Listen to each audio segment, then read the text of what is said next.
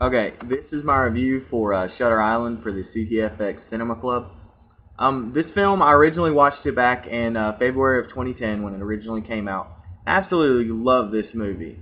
The only things that get to me, and I'm very nitpicky about this, is Leonardo DiCaprio's character. There's of Andrew Latis slash Edward Daniels. The only thing is his portrayal of the character reminded me more of a 20s gangster than of a than it being set in the 1950s, which this movie is set in. Um, and then the name of Edward Daniels, everybody's calling him Teddy. I don't understand how his name is Edward and that his nickname is Teddy. Teddy is the nickname for the first name Theodore. My name is Gregory. Okay, people call me Greg.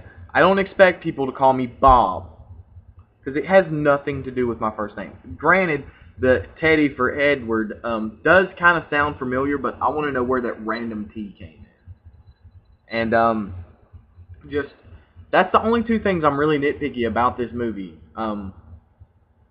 Other than that, the film is just great. I mean, there's so many twists and turns in this film. It's just you have to pay attention. I mean, if you don't pay attention during the film, you don't do it justice. I mean, ugh, it'll make your head explode sometimes with how many clues and hints there are at the end of the film to the big reveal. Like the Rachel Solando character is all made up in his mind. But when they are talking to Edward, his alter ego or his schizophrenic illusion or whatever, like they're telling him that Rachel Solando killed her 3 kids and drowned them. That's essentially what his wife Dolores did. I don't, and it points to the ending. There's so many things that point to the ending. Like the character, what was his name? I think his last name was Noyce. That Latis beat up Andrew Latis while he was in the institution, still thinking that he's Edward Daniels. It makes my head hurt. There's so many hints. Like he said, you did this to me. But in his head, like if you watch it, at that point in the film, you're just like, he's blaming him for this. No, essentially, he's telling him, you beat me up. You find that out at the end of the film. I mean, there's so much that points to the conclusion of this film that you unless you're a genius, I mean, I'm not saying I am, because I couldn't put it together. I didn't put it together. Because, like, after watching it, it seems so obvious, I feel like an idiot for not seeing it. There's so many clues and so many, like, and when you watch the reveal at the end of the film, I don't think they missed anything.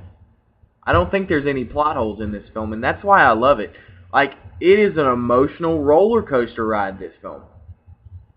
And it keeps you thinking the whole time you're watching the movie. And I'm watching it the second time, looking for things that they may have missed and stuff like you can't explain.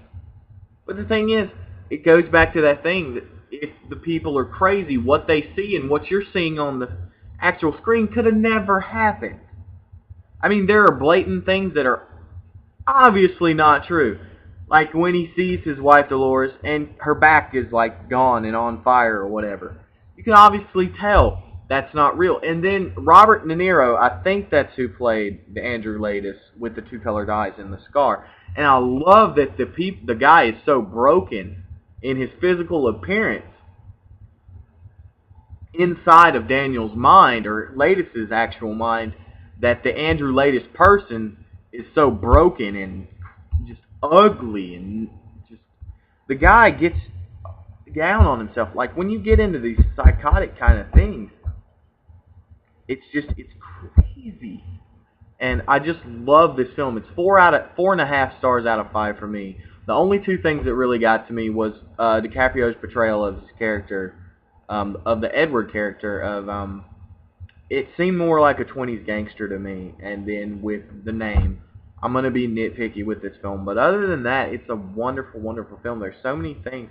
It's an emotional roller coaster ride. It's a thriller. I recommend everybody watches it. It's a great movie. It's one of DiCaprio's best roles, even though, like I said, I didn't like his exact portrayal of the character. I mean, his accent could have been better, but other than that, it's just a great, great film, and I recommend everybody sees it, and I can't wait to hear what you think of it.